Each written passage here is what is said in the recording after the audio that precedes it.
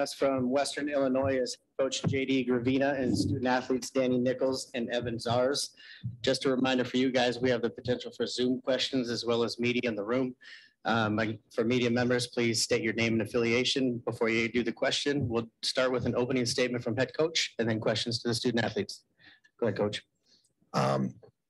Yeah, it's always a tough time of year because these players just put their heart and soul into a sport, and it's just a lot more. Not only everyone thinks about the physical effort they put in, the hours, the time, but the mental energy that they put in is just off the charts. And we had a tough year. I mean, some things of our own volition, but a lot of things externally that just seemed to kind of be unlucky. And I was just so proud of the way that this team hung together, made it enjoyable. It was still one of my more enjoyable years and teams to coach, which I think is saying a lot with all of our challenges. So tonight, the hardest thing is South Dakota is just so good on defense. They don't give you much room for error. We score under 50 points, and that's their average that they hold teams in the league to. And then it really makes things easier for them. We did probably the most proud I've been in a long time is when we got down 9-0. And I've seen that 100 times at this tournament where next thing you know, you're down 20, you're down 25 in the first quarter. And our team really kind of fought to stay in the game and, stay within striking distance for a long time. So I was really proud of that. And we hold Chloe Lamb to 6 points and Liv to 10 points and Hannah 11. I mean, they just don't give you much room for error. So at the end of the day, I'm proud of this team. And I'm really excited already for next year in the group we have coming back. We'll go ahead and open it up for questions for the student athletes.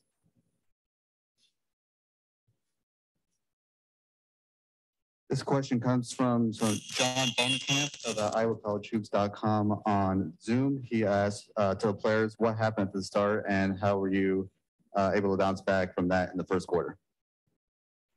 I think we just kind of got out to a slow start.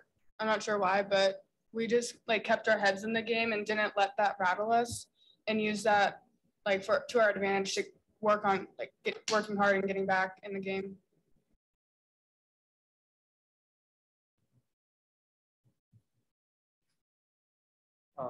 Bailey's Oki, Preston, Dakota, and Evan. Was there any struggle preparing for this team, having just faced them on Monday, or is it kind of just fine-tuning things? I would say it's more a lot of fine-tuning. We're familiar with them. We're familiar with all their players. And it's just finding all the little things that didn't work.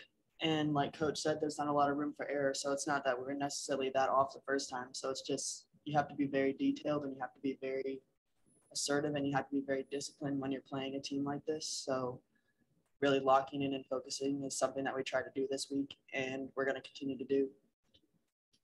This question is also from John Bonenkamp of IowaCollegeHoops.com. He asks for Coach, how much did the foul trouble? Hey, let him know just for student athletes for right now. Okay, perfect. Any other questions for the student athletes? Thanks, ladies. You guys can head back to the locker room. I had some questions for him, but.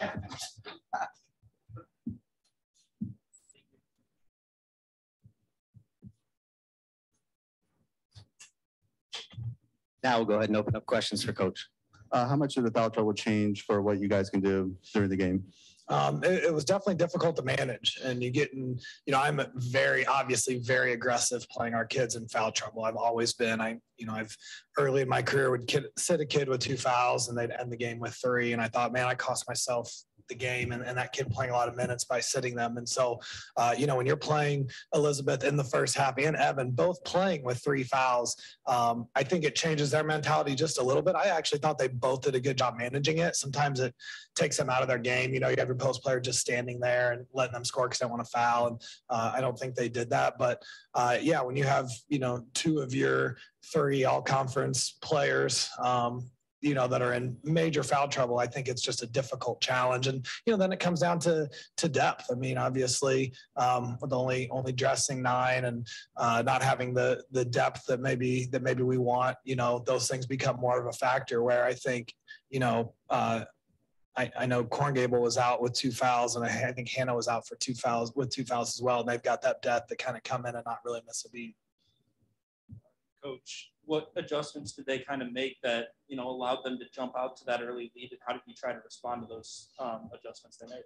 Yeah, I mean, I thought a big thing I was worried, I think at this point in basketball, there's in the season, especially on the third time playing someone, it's not as much about X and O adjustments as about emotional adjustments. And, when we played them at home, it was senior night for Sam. We had a pretty good crowd, and we came out emotionally and we're really able to get off to a good start. And I think, honestly, the fact that we had good first halves against them both times may have hurt us a little bit, because that was obviously the focus. And if you look at their games, a lot of times they really get locked in at halftime defensively.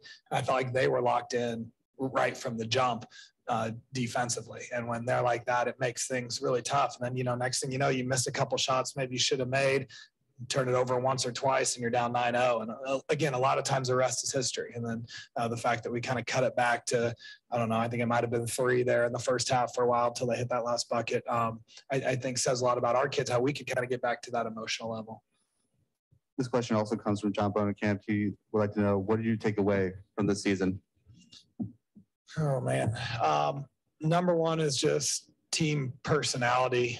And coaches sit up here and say how much they love their team and we're a family, and it's so cliche, but like it's just, again, so difficult mentally to kind of be intentional about getting along and having fun. And this team did a great job of that. I mean, from a basketball perspective, I feel like we were really close. If you look at our non-conference results, we beat Southern Illinois. Last I looked was winning the Valley, and we won our Compass Challenge tournament against some good teams, and had some really good wins. And honestly, we had some good wins in conference too. We rallied to beat North Dakota and North Dakota State on the road. So I think the thing we take away is really just the fact that there isn't much room for error. We've got to add more depth, which means both adding players and getting our current players, better to get there. We've got to be more disciplined on defense. That's one thing as a staff we've talked about is, we've got to be really, I think, tougher on them early defensively, where we just don't make mistakes. And when you look at South Dakota, that's how they play. They do not make, I'll count 1 or 2 mistakes a game defensively against when we play them. And, we'll make 1 mistake every possession or 2. So working on that defensive kind of focus. Thanks, Maybe JD. a little bigger.